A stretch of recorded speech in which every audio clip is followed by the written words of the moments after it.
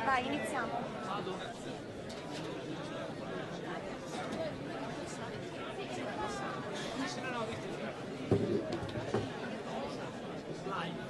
Buongiorno a tutti.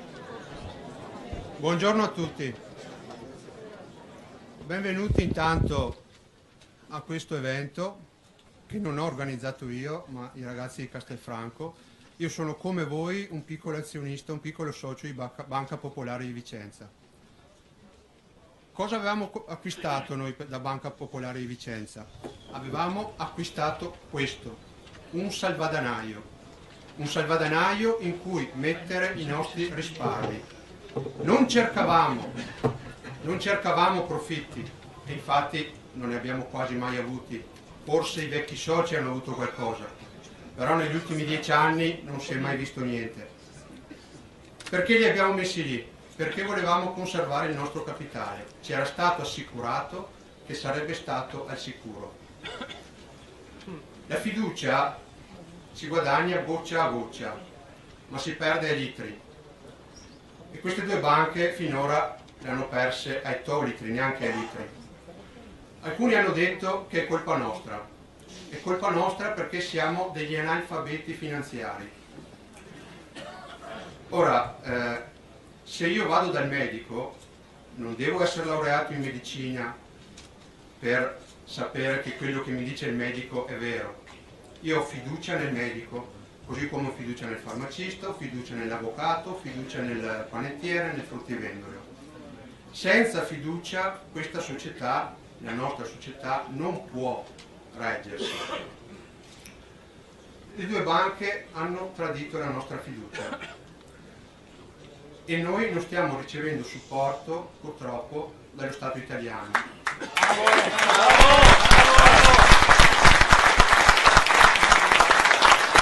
Lo Stato ha un compito molto semplice: dovrebbe livellare il terreno in modo che le condizioni siano uguali per tutti.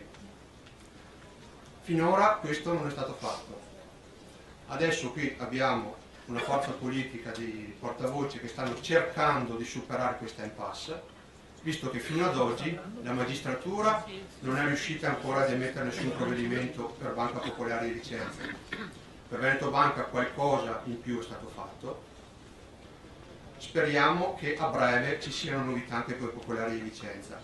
Ma dovrebbe essere il sistema bancario stesso a punire chi tradisce la fiducia dei clienti, perché una banca non ha nulla da vendere se non la propria fiducia e la propria reputazione e un tasso di interesse.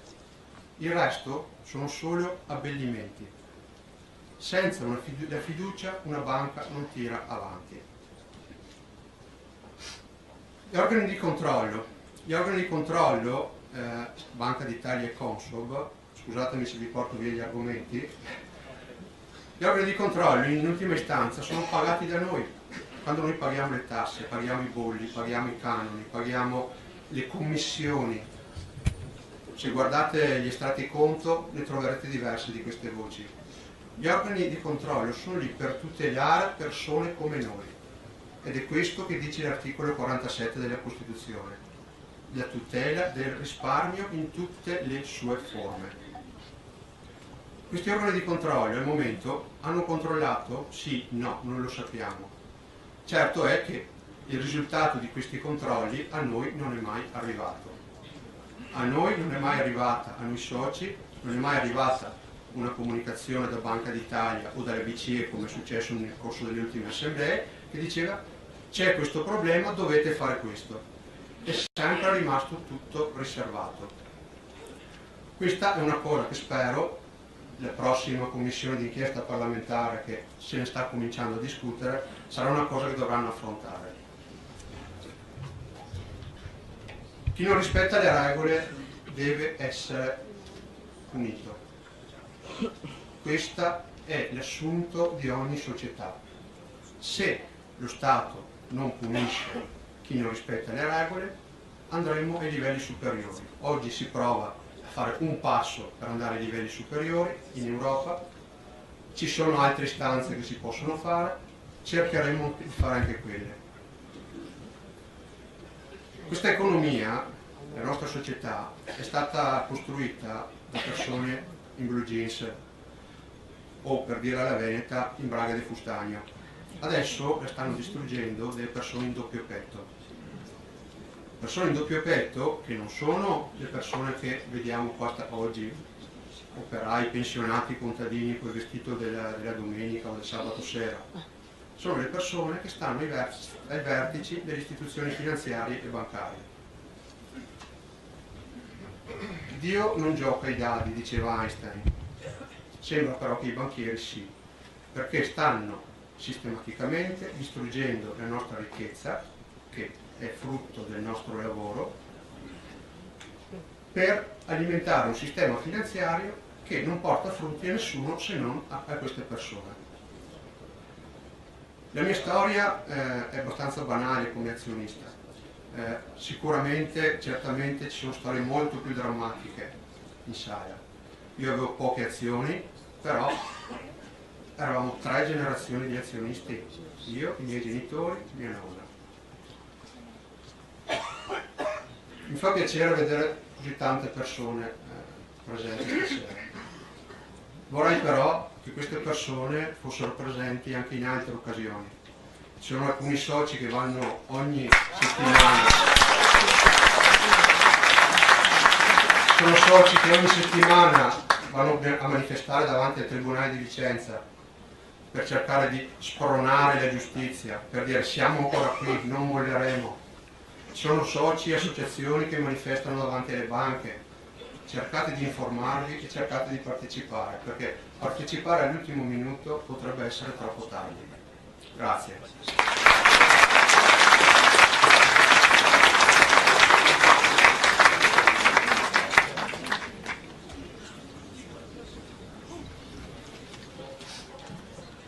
Beh, io non sono in doppio petto, perché non me lo posso permettere. Siamo sempre i soliti 20 che vanno a protestare. No, ma adesso vediamo di essere di più di 20. Allora, voglio farvi un attimo di cronistoria di perché siamo qui oggi.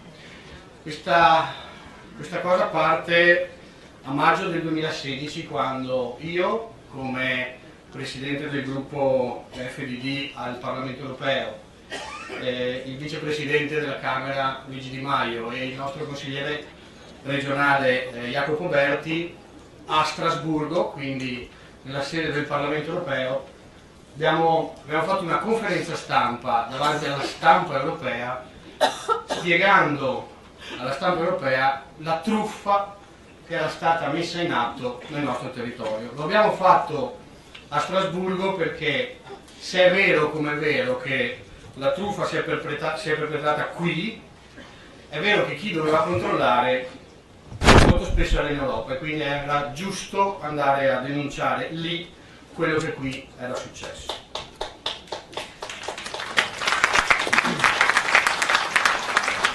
A seguito di questa denuncia pubblica che facemmo insieme, cominciò a balenarmi un'idea e cominciai a pensare che forse, oltre alla giustizia italiana, era il caso di andare a scomodare anche la giustizia europea, e pensai all'epoca alla Corte Europea dei diritti dell'uomo, e cominciai quindi a pensare se c'era la possibilità di comparire dinanzi a questa Corte a tutela dei risparmiatori del mio territorio che avevano perso tutto. Ovviamente io non sono un legale, non sono un esperto della materia, non ero coinvolto come molti di voi nella situazione, quindi quello che potevamo fare era chiedere dei pareri a chi ne sa più di noi. Lo abbiamo fatto, abbiamo trovato 2 avvocati che hanno cominciato a indagare per capire se era possibile questo tipo di azione. Uno è il professor Patti di Roma, un altro è l'avvocato Calvetti, che tra l'altro ringrazio perché è presente anche in sala, così come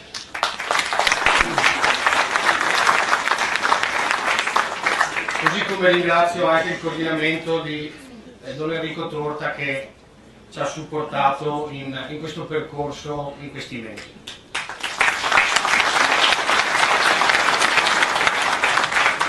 Ora, da questi pareri legali che abbiamo chiesto e che abbiamo sostenuto anche economicamente, abbiamo cominciato a intravedere uno spiraglio di possibilità di agire anche di fronte a questa Corte.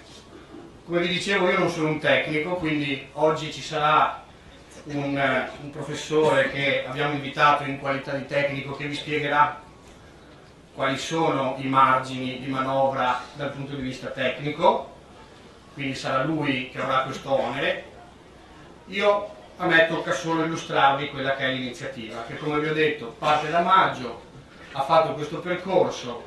Quando abbiamo visto questo percorso, questo spiraglio aprirsi, abbiamo cominciato a pensare come si poteva agire. I nostri eletti, sia al Parlamento europeo che al Parlamento nazionale che in regione, da quando sono eletti si tagliano parte dello stipendio. Questi soldi vengono destinati di solito ad azioni che vanno a favorire la cittadinanza dei cittadini. Molti di questi fondi sono stati utilizzati per generare il microcredito e quindi andare a finanziare di fatto un progetto dello Stato per aiutare le imprese a nascere. Una parte di fondi regionali, penso per esempio a quelli in Sicilia, sono stati utilizzati per sistemare una strada quando la Sicilia fu tagliata di fatto a metà dal crollo di una strada. E qui abbiamo deciso quindi di utilizzare questi soldi che i nostri consiglieri regionali si decurtano ogni mese per pagare questo ricorso alla Corte europea dei diritti dell'uomo.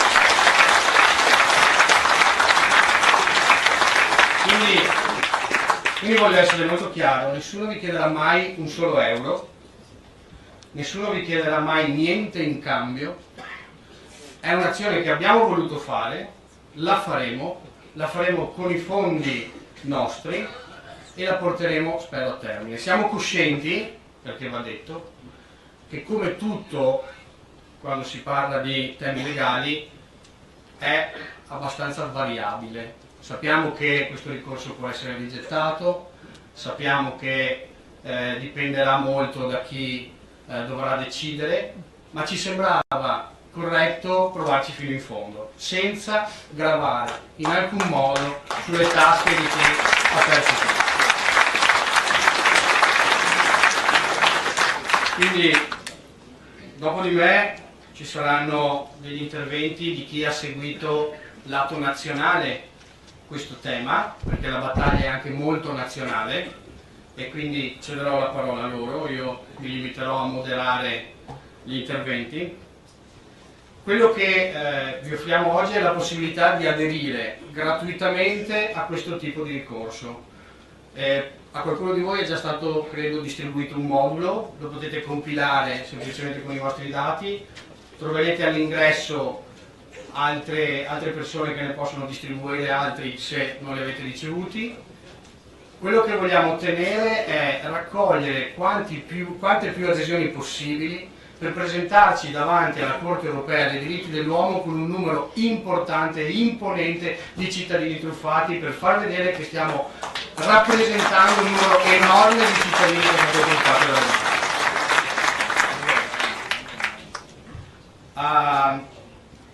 Oggi abbiamo anche capito che questa azione può essere non solo limitata alle 2 banche del nostro territorio, ma può essere estesa a tutte quelle situazioni simili nel territorio italiano. Quindi la prossima settimana io andrò a Ferrara a incontrare un comitato che sta vivendo, di cittadini che sta vivendo la stessa situazione, raccoglieremo le adesioni anche noi, in maniera che questa azione sia sempre più importante e sempre più efficace.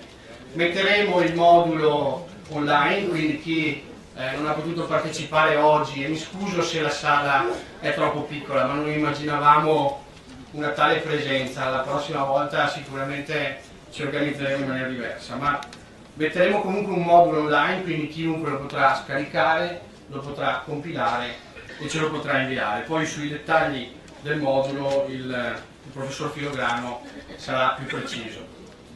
Io mi fermo qui, vi ringrazio per l'attenzione, lascio la parola al senatore del Movimento 5 Stelle Cappelletti che introdurrà il tema nazionale. Grazie.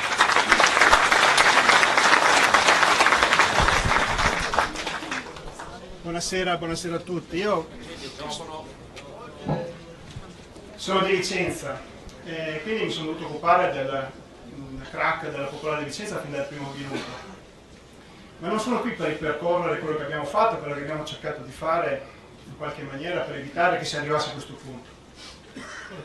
Sono qui magari per sviluppare qualche considerazione politica, per capire in quale contesto tutto ciò è avvenuto e cosa si sarebbe dovuto fare perché ciò non avvenisse. Vorrei partire da un assunto. Chi ha sbagliato deve pagare. E non l'ho detto io,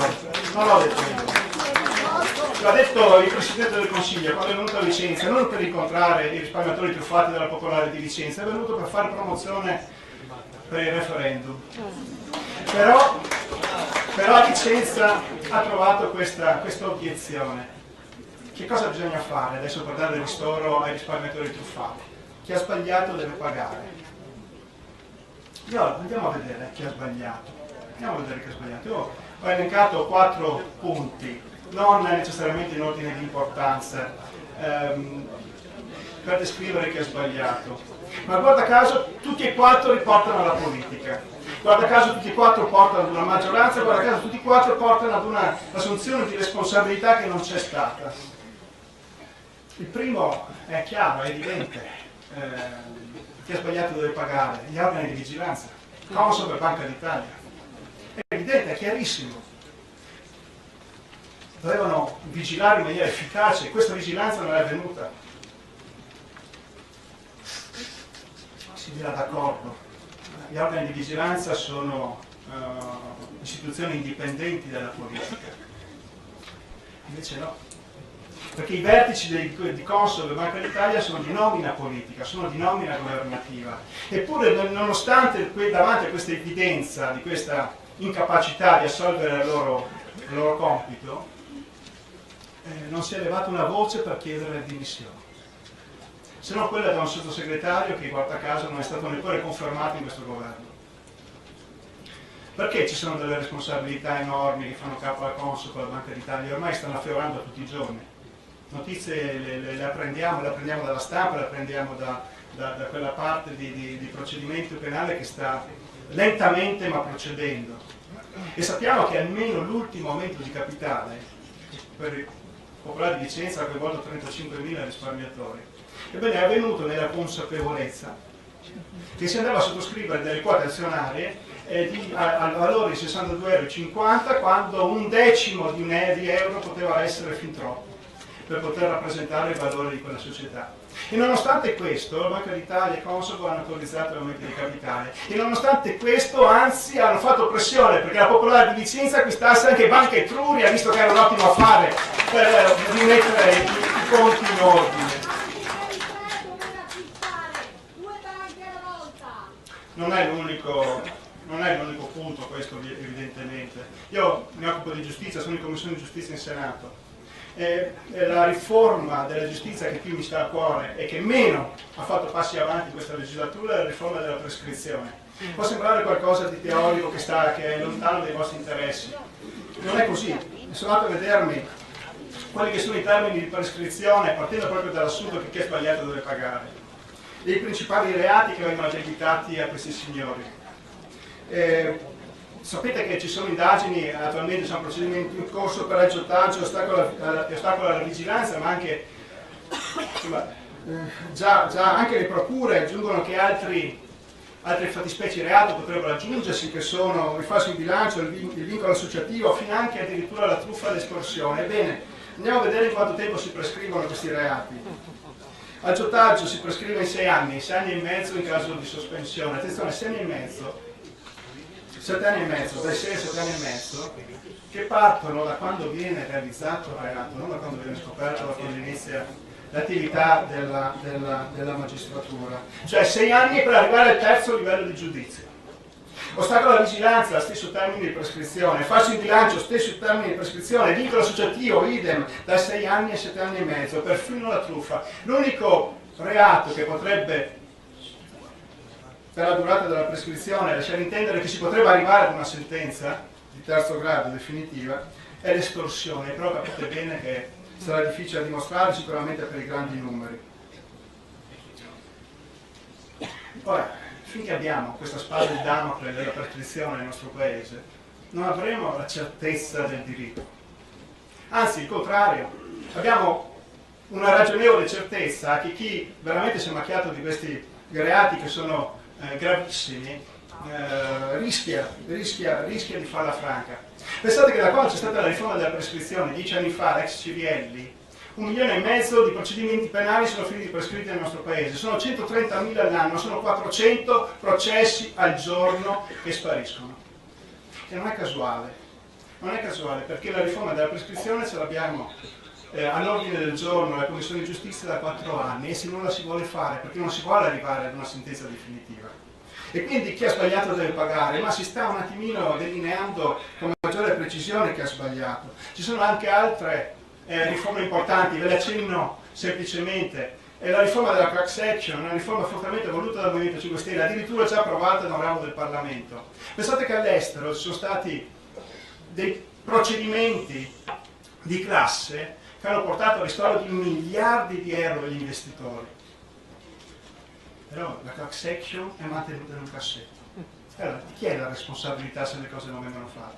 E come la class action, il whistleblowing, è un'altra proposta di riforma del Movimento 5 Stelle. Che cos'è? Sostanzialmente è una tutela efficace nei confronti di quei dipendenti, di quelli che lavorano all'interno di un'organizzazione, che hanno il coraggio nel momento in cui avessero a conoscenza di un illecito che avviene all'interno della loro stessa organizzazione, di andarlo a denunciare alle autorità. Bene, quei soggetti devono essere tutelati.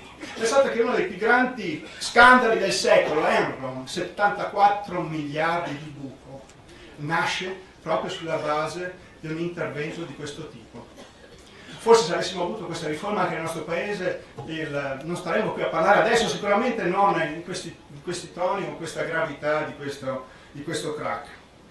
Poi ci sono le responsabilità della politica locale, ci sono le responsabilità dei politici che hanno nome e cognome, non della politica tout court. Sappiamo tutti dei finanziamenti, ad esempio, di Sorato alla campagna elettorale della Moretti. Faccio nome e cognome. Sappiamo anche che è la punta dell'iceberg, Sappiamo che da Vicenza c'è un sindaco Variati, che non ha mosso un dito contro Zonin, nonostante avesse mandato all'aria i conti di una fondazione, che è la Fondazione Eroe, che doveva occuparsi di interventi per la cittadinanza. Ebbene, Zonin che cosa ha fatto? Nel momento in cui ha potuto disporre delle risorse di questa fondazione, ha investito la quasi totalità delle risorse nell'azione popolare di Vicenza.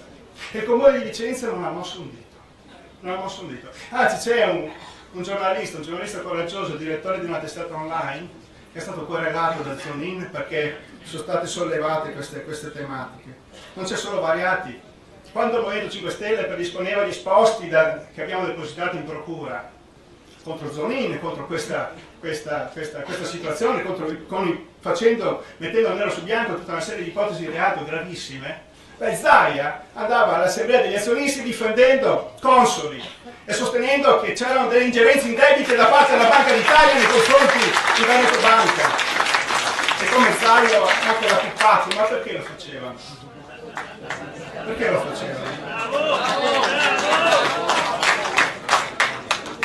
Chi ha sbagliato deve pagare, dicevamo. E alla fine qua rischiamo che gli unici a pagare invece siano proprio i risparmiatori, sono proprio gli azionisti, sono proprio quelli che non hanno sbagliato per niente. E questo è un rischio reale, effettivo.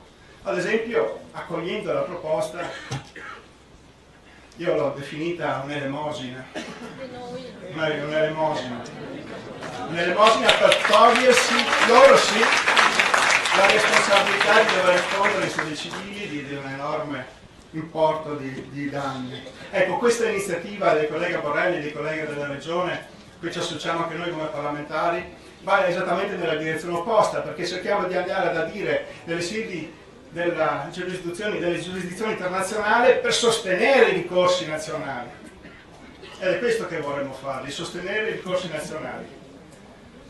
Poi lo facciamo anche tagliandoci una fetta dello stipendio, e spero che questo renda anche questa iniziativa naturalmente più gradita.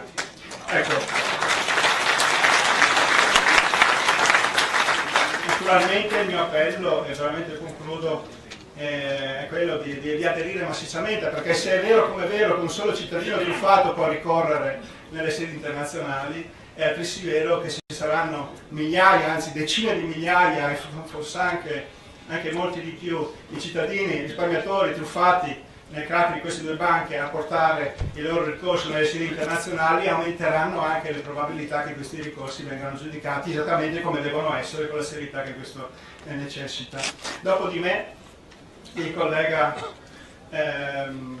Girotto per un approfondimento invece sulle tematiche che riguardano le banche e un po' di numeri anche su quelli che sono l'ingerenza della finanza, diciamo, nell'economia e nella politica del nostro Paese.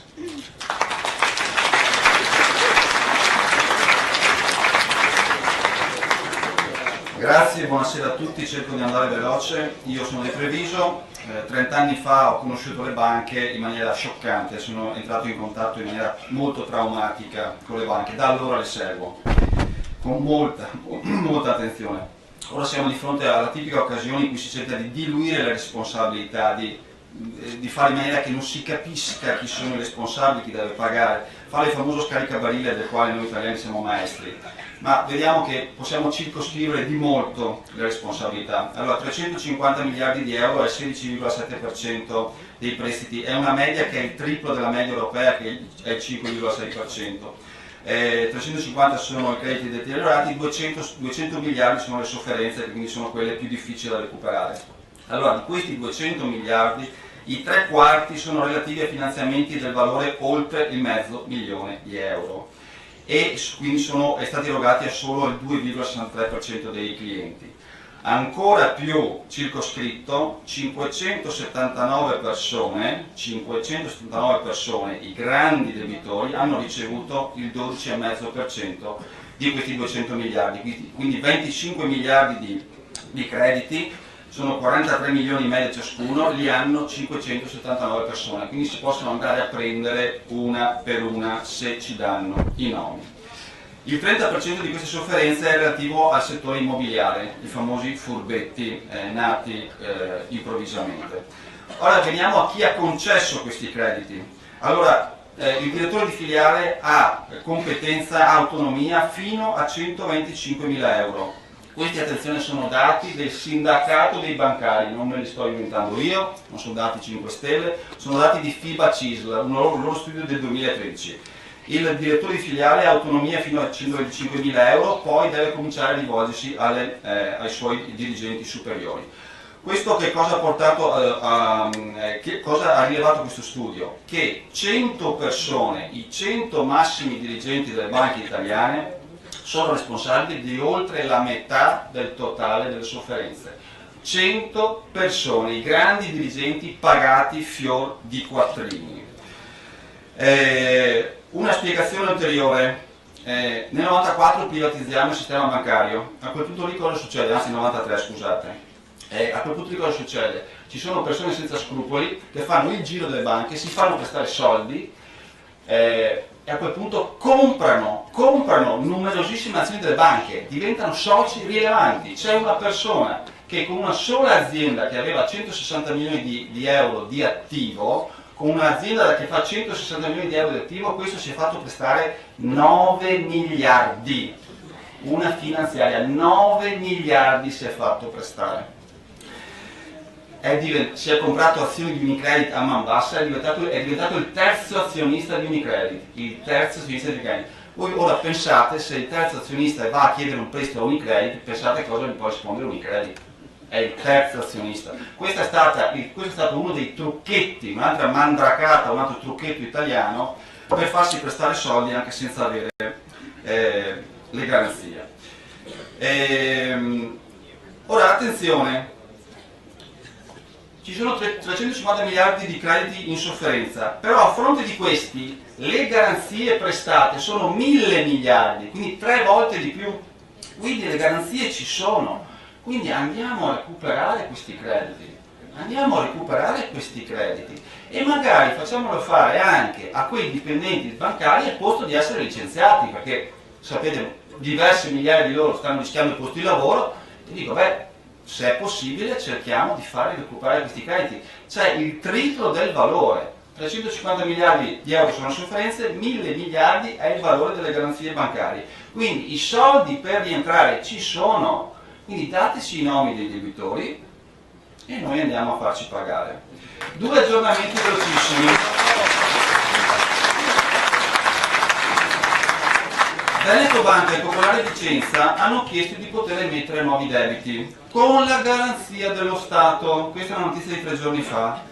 La Commissione Europea ha detto ok, si può fare, non è aiuto di Stato. L'Italia potrà concedere la garanzia statale e voi 2 banche potrete emettere farvi prestare nuovi soldi, emettere nuove obbligazioni e farvi prestare nuovi soldi. Bene, quindi lo Stato diventa garante anche di Veneto Banca e Popolare Vicenza. Come verranno usati questi soldi? Per foraggiare ancora i soliti noti o per rimborsare chi è stato truffato?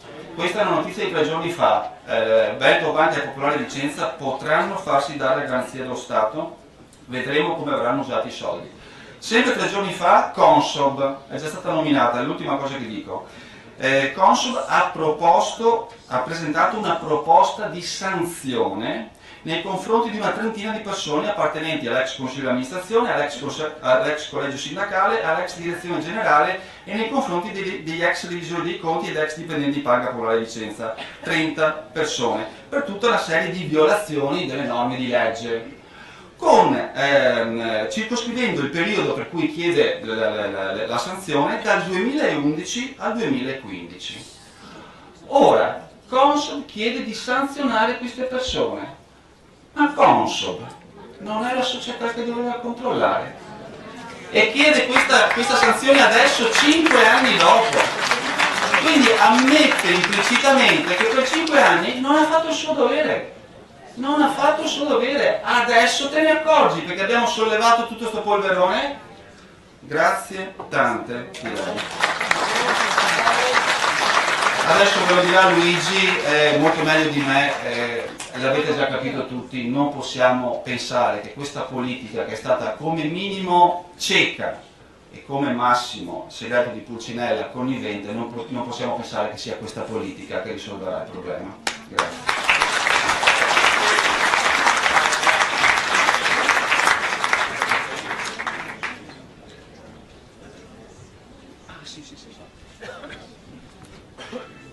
Abbiamo il collega Villa Rosa in collegamento telefonico. Alessio, ci sei? Ci senti? Sì, ci sono, mi sentite? Sì, vai. No, eccomi. Salve, buongiorno a tutti. Vi stavo ascoltando e notavo come finalmente si fa il punto su chi sono i reali responsabili di questa catastrofe in tutto il sistema bancario. Perché quello che più disarma in questa vicenda è continuare a non sentire il governo dire nulla su Banca d'Italia, su Consob, ovvero su chi realmente doveva vigilare. In questi anni abbiamo semplicemente visto circa 13 provvedimenti a favore delle banche che vengono, non so se vi ricordate, l'ultimo provvedimento per riuscire a garantire che il prestito venisse pagato alla banca, si dava la possibilità alla stessa, solo dopo 7 rate insolute, di diventare un giudice, quindi di rilevare come pignorare direttamente la casa del debitore. Con il bail-in si ragiona in maniera esattamente contraria, il debitore, in questo caso è la banca, se la banca va in crisi, grazie al bail-in si utilizzano, non si danno più i soldi ai creditori che sono gli obbligazionisti o gli azionisti. Punterei il dito anche su Consob. Consob è venuta in audizione in merito al nuovo decreto, questo famoso sui 20 miliardi, e la mia domanda, perché la stessa comunicava di aver fatto un buon lavoro sul Monte dei Paschi di Siena, perché secondo loro 13 sanzioni fatte al Monte dei Paschi di Siena significava fare un buon lavoro. scusate, proprio dopo aver dato 13 sanzioni a Monte dei Paschi di Siena, siamo qui a dover dare circa 8 miliardi per salvarla. A cosa serve il vostro lavoro? Che lavoro fate? Anche perché vi vorrei far ragionare sui numeri. Le sanzioni ammontavano a 6 milioni di euro, i crediti deteriorati a più di 46 miliardi di euro. L'1% sono 4 miliardi di euro. Con sanzioni così piccole sicuramente non fai deterrenza. Tra l'altro nel 2008 già si rivelava comportamenti scorretti su Banca Popolare di Vicenza, su Veneto Banca, se non sbaglio rilevava violazioni agli articoli sulle false comunicazioni sociali, quindi i vigilanti dove erano in quel momento? Oggi le soluzioni purtroppo che vengono messe in piedi dal governo, che vengono proposte dal governo, sono soluzioni di breve periodo, sono soluzioni tampone. Non facciamoci prendere in giro da questa famosa commissione d'inchiesta, che sì, l'unica soluzione, però se è vero che dobbiamo andare al voto il prima possibile, non possiamo chiudere una commissione d'inchiesta in un paio di mesi. Serve almeno un anno per fare una seria commissione d'inchiesta, servono ampi poteri, serve il Movimento 5 Stelle dentro una commissione d'inchiesta che individui i responsabili e che faccia pagare i responsabili. E in merito alla vostra situazione, l'unica possibilità è quella di congelare assolutamente tutta la crisi del sistema bancario, non dando liquidità a pioggia, dando soldi, così come il governo sta facendo con le garanzie date a Banca d'Italia di questi famosi 20 miliardi, ma prendete come esempio la Svezia. La Svezia, guardate, negli anni 90 ha vissuto più o meno la nostra stessa situazione, un sistema bancario che prestava troppi soldi in maniera semplice, che investiva nella speculazione e meno nell'economia reale. Per risolvere il problema hanno nazionalizzato quasi tutto il sistema bancario. Se poi andate a vedere gli ultimi stress test, nelle prime 10 posizioni sono 4-5 banche svedesi. Quindi le migliori banche al mondo sono oggi quelle svedesi, dopo un piano di razionalizzazione, quindi di entrata all'interno dell'azionariato delle banche in crisi, una regolamentazione, quindi trasformazione del mercato in banche d'affari, banche commerciali, quindi evitare che questi soldi, come quegli investimenti fatti da Banca Popolare di Vicenza su quei famosi fondi lussemburghesi che denunciano da un anno, 250 milioni investiti su questi ottimi multi-strategy, società che gestivano 250 milioni di euro, 240 erano della Popolare di Vicenza. Ricordate Iorio nel 2005 la prima cosa che fece dopo la comunicazione di BCE, mi ricordo, tagliò proprio 100 milioni di perdite, quindi 100 milioni di perdite che ora vorrebbero far pagare ai piccoli azionisti e agli obbligazionisti delle Banca Popolare di Vicenza e Veneto Banca. Qui vanno congelate le situazioni, vanno trovati i colpevoli e una volta trovati i colpevoli, perché ci sono, riconosciute le truffe, risarciti gli azionisti e gli obbligazionisti, in questo caso gli azionisti che hanno perso cifre che invece non si può in un anno trasformare un'azione, come possiamo un'azione da 60 euro a 1 euro, c'è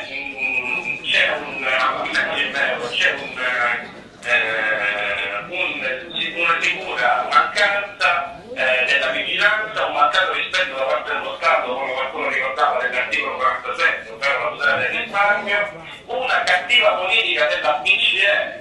Queste persone, i cittadini italiani, cosa devono risparmiare? Come fanno a risparmiare? Il risparmio non solo non è più tutelato, ma non è più possibile, perché con i tassi che sono passati dal 15% del 92 allo 0% di oggi, il prezzo di risparmio non ti garantisce più una remunerazione, un conto corrente non ti garantisce più una remunerazione. In cosa devono investire i cittadini, le persone, se non in obbligazioni o azioni, e se non di banche che prima del bail-in non potevano e non erano mai fallite? Ultima questione, magari sugli NPL. Gli NPL, quindi i famosi crediti deteriorati, non vanno venduti a 17 euro su 100 di valore come fatto con le 4 banche, cartolarizzati e venduti a questi fondi a queste sentenze. Gli NPL abbiamo un esempio fantastico, l'ho ricordato al capo della vigilanza di Banca d'Italia a Barbatato un paio di giorni fa, anche lui ha quanto sia stata importante quell'operazione, fanno le operazioni del Banco di Napoli degli anni 90, quando dopo la crisi gestisce NPL direttamente, superando sul 70% il 90% dei crediti. E allora andiamo a vedere le singole operazioni, andiamo a vedere chi ha autorizzato il singolo prestito, a chi è arrivato, quali sono le garanzie, perché le garanzie ci sono, e si va a recuperare il possibile. Nessuno azionista di Africa deve pagare una crisi causata da comportamenti sicuramente scorretti di chi amministra quelle banche.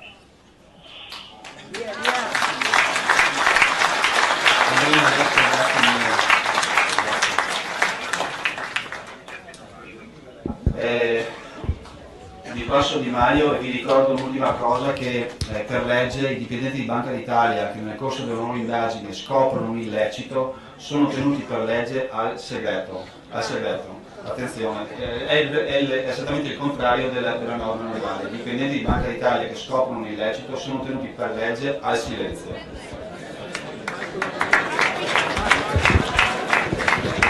Buonasera a tutti e grazie di essere qui prima di tutto.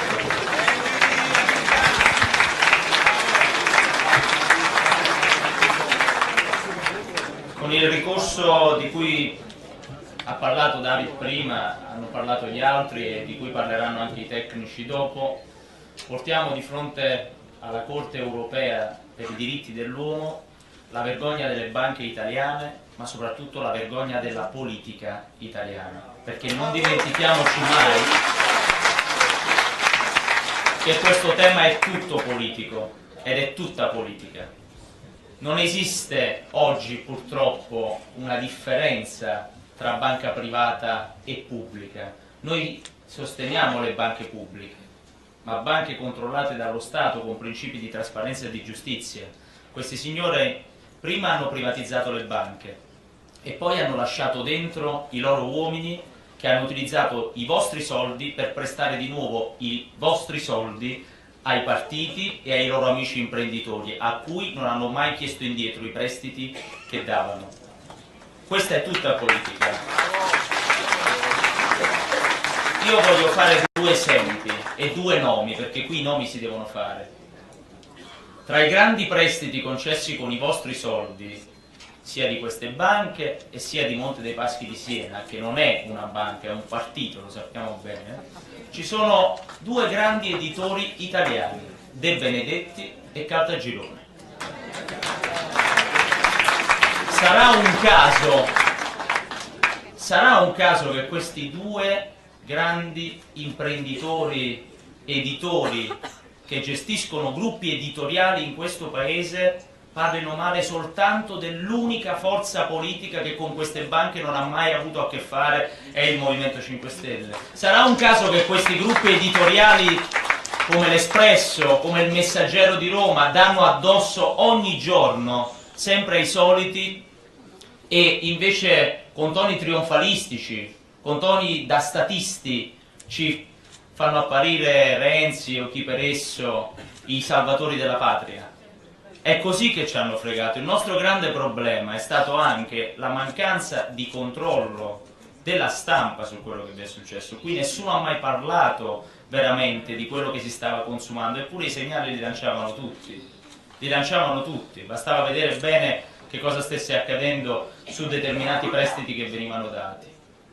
Allora, se noi promuoviamo questo ricorso, non lo promuoviamo soltanto per discutere del tema e chiedere che ci venga riconosciuto un diritto sul vostro risparmio e su quello che riguarda la proprietà del singolo cittadino italiano, ma qui noi vogliamo anche evidenziare tutte le responsabilità intrecciate che ci sono tra lo Stato e le banche in questo Paese, e lo dobbiamo fare di fronte ad una Corte addirittura che tutela il diritto fondamentale dell'uomo. Cioè noi siamo di fronte ad una di quelle corti che si occupa di schiavitù, ed è a questo che ci hanno ridotto. Ci hanno ridotto ad una situazione di schiavitù, togliendoci anche quelli che sono i nostri risparmi, i beni fondamentali oggi alla sopravvivenza di una famiglia, i beni fondamentali che sono fondamentali per la sopravvivenza di un individuo. Allora, io penso soltanto una cosa: con l'atto di stasera vi stiamo dicendo anche con molta umiltà, avete di fronte uno scudo che potete utilizzare. Noi saremo uno scudo con questo ricorso, ma anche in futuro con tutte le altre battaglie che vorremmo combattere. Non vogliamo combatterle da soli, vogliamo combatterle con chi ci sta. Ci sono tante associazioni che lo fanno da tanto tempo. Noi metteremo a disposizione delle persone che si occupano di tutela del risparmio tutta la nostra rete, i nostri gruppi locali, i nostri eletti nelle istituzioni, la nostra possibilità di presentare proposte, di presentare ricorsi. Tagliamo gli stipendi ai nostri eletti e con quegli stipendi finanziamo le azioni che serviranno a tutelare quello che era vostro e che vi hanno tolto con un'azione indecente di uno Stato che preferisce tutelare le banche anziché voi. Poi, se nei prossimi mesi, nei prossimi anni, non lo so, speriamo prima possibile, riusciamo a mandare a casa addirittura questi signori, sappiate che una ricetta semplice esiste in questo Paese per evitare che quello che vi è accaduto ricapiti ancora un'altra volta.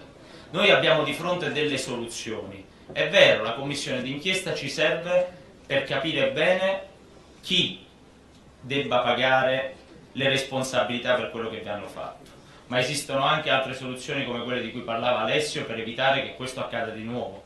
Le banche, se lo Stato ci mette soldi per salvarle, diventano dello Stato. Non è che io metto soldi in una banca e lascio gli stessi manager o la stessa classe dirigente di prima a gestire anche i soldi delle nostre tasse come se non bastasse quelli che abbiamo già perso.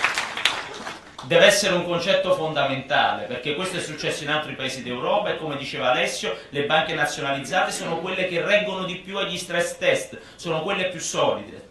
Abbiamo bisogno anche di una banca pubblica per gli investimenti, perché le banche private facciano il loro lavoro, ma io devo finanziare come Stato con una banca il piccolo imprenditore che ha bisogno di prestiti di 25.000, 30.000 euro e non riesce più ad ottenerli perché ormai tutti i prestiti sono al di sopra dei 100.000 euro e devi avere delle grandissime garanzie da dare per riuscire ad accedere ad un prestito. E allo stesso tempo dobbiamo fare chiarezza su una cosa, perché altrimenti non ne usciamo più. Questo Paese ha fondazioni politiche che prendono finanziamenti dai privati e non sono tenute alla trasparenza. In quelle fondazioni potrebbero essere finiti i soldi delle banche per finanziare le campagne elettorali di quelli che hanno fatto le leggi per salvare le banche. Se noi non sappiamo chi li finanzia, non sappiamo chi stiamo votando in questo Paese. E quindi io non posso sapere se nella fondazione Open di Matteo Renzi siano finiti finanziamenti elettorali leciti di queste banche, o di MPS, o di Banca Etruria, ma voglio saperlo, come voglio saperlo per tutte le altre fondazioni politiche che hanno preso soldi, perché ormai io l'ho visto in 4 anni. Vi faccio un altro esempio, l'Ilva di Taranto, 10 decreti salva manager dell'Ilva di Taranto, neanche uno salva cittadini di Taranto. Perché? Perché nel 2013 i Riva dell'Ilva avevano finanziato la campagna elettorale di centrodestra e di centrosinistra e guarda caso insieme si sono impegnati a salvare la governance di quell'azienda, ma quando prima del referendum dovevano andare 50 milioni al reparto infantile dell'ospedale di Taranto, li hanno fatti saltare perché non c'erano, hanno trovato 20 miliardi da sbloccare subito quando dovevano evitare che MPS o altre banche cadessero in uno scandalo che portavano fuori gli scandali dei loro amici. Io non li vedo preoccupati nel salvare i vostri risparmi, li vedo preoccupati solo nel salvare il salvabile prima che venga fuori tutto quello che hanno combinato in questi anni con queste banche. Allora noi dobbiamo andare fino in fondo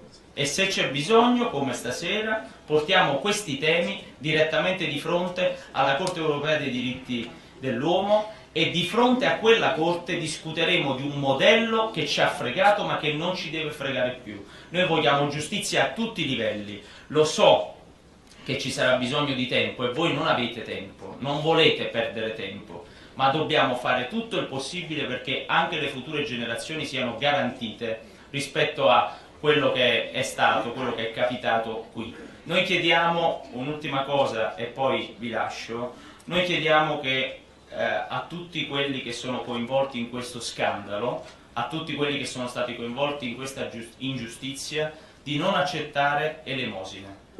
Vi prego, io vi prego, il loro miglior modo per evitare che una massa critica di persone così grandi possa metterli in difficoltà è spaccarla questa massa critica e quindi provare a comprarli con delle mance, a comprarvi con delle mance. Allora noi qui stasera, se vogliamo iniziare questo percorso che inizia con il ricorso alla Corte dei diritti dell'uomo, dobbiamo prima di tutto dire a quei signori che la loro elemosina non la vogliamo. La loro elemosina non la vogliamo. Abbiamo chiesto il risarcimento del 100% del valore delle azioni e delle obbligazioni subordinate con cui vi hanno fregato, e quel valore deve essere risarcito. Quindi alzo la mano io per prima stasera per dire che l'elemosina noi non la vogliamo, non la vogliamo. Io vi ringrazio, teniamo duro tutti insieme, so le difficoltà che state vivendo, ci sono persone che conosco che hanno vissuto questa tragedia, ma l'unione fa la forza e noi ci siamo, utilizzateci come scudo ogni volta che volete.